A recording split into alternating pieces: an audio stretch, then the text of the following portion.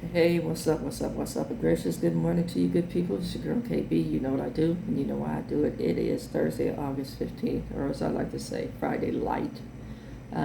It's 4:27 in the a.m., and I am reading Our Daily Bread, and it hits home for me for so many reasons. Um, First and foremost, just personal experience, and I'm going to share what that is. As you recall, when I started doing video recordings, I said I was going to keep it real, raw, 100, and autobiographical. And like I said, this just hits home on so many levels. I'm going to start off with the scripture that's being cited, and that's Psalm 32, and I'm going to read verses 1 through 7. And it starts off saying, blessedness of forgiveness and of trust in God. Now, I'm reading the New American Standard Bible these days because I love this version.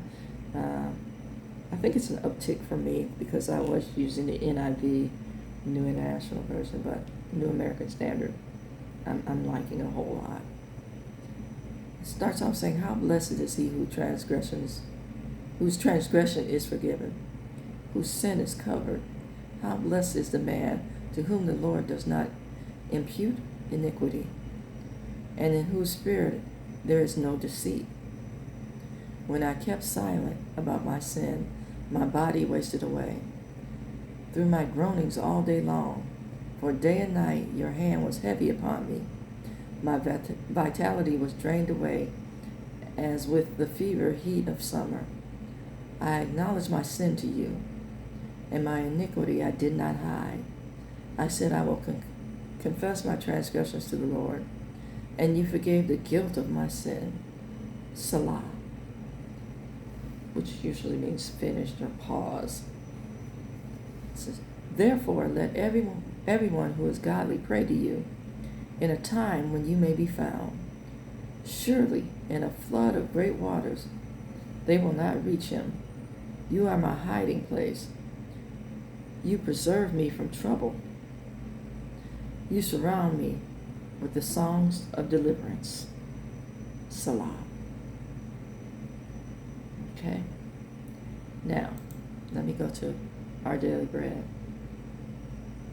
This passage, or the passage of Scripture, the verse of Scripture today we're concentrating on was verse 5, Psalm 32:5. I acknowledge my sin to you. And, I want to piggyback on that. Against you and you only have I sinned. Now, my sin may impact other people, and I owe them the amends based on my understanding of God. But against God only have I sinned.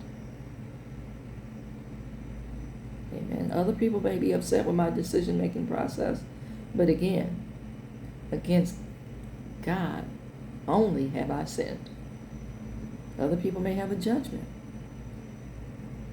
Against God only have I sinned. Okay? Again, it may impact other people, and you may have to make amends for how you impacted them. But who you need to confess to, who you need to repent for, is God. And we make repentance bigger than what it is. The word repentance means change. I changed my mind, Lord. I change because the world no longer satisfies. I want what you want for me. I want what you have for me. Okay, keep that in mind. Then let me get into Convicted and Freed, which is the reading from Our Daily Bread. It says, I didn't do it. It was a lie, and I almost got away with it until God stopped me. When I was in middle school, I was part of a group shooting spitballs in the back of our band during performance. Our director was an ex-Marine and famous for discipline, and I was terrified of him.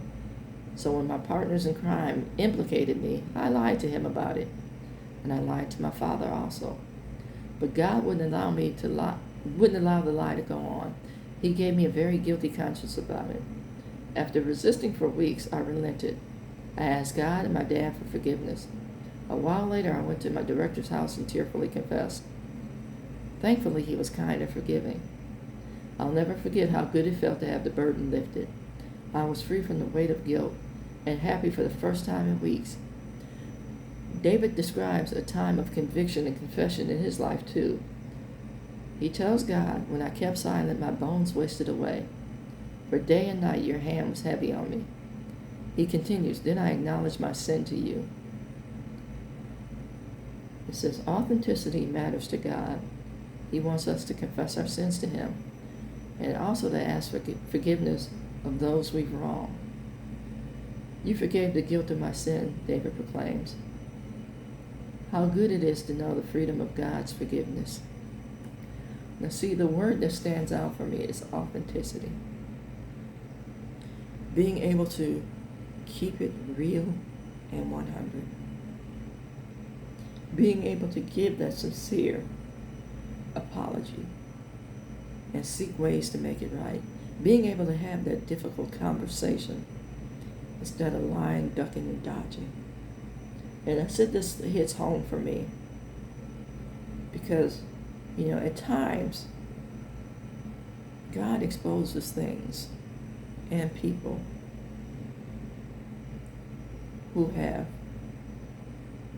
the habit, the practice of building facades and asking you to respect and honor the emptiness, the hollowness, the shell, as opposed to seeking substance and sustenance. And the example that I'm going to use is that if I ate nothing but junk food, now yes, I'm going to be full at times. And no, I'm not going to be healthy and have long-term fulfillment based on what I am consuming. Tear down the facades.